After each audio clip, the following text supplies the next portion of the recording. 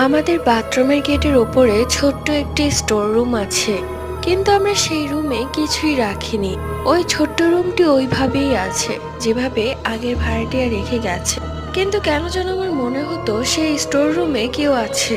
আবার মাঝে মাঝে মনে করতাম হয়তো নতুন বাসায় উঠেছি, তাই মনের ভুল হচ্ছে। ছোট থেকে আমি একটু ভীতু স্বভাবের, তাই তো অকারণেই ভয় পেয়ে যাই। একদিন ভর সন্ধ্যার দিকে কারেন্ট চলে গেল, ঠিক তখনই আমার নজর যায় সেই স্টোর রুমের দিকে।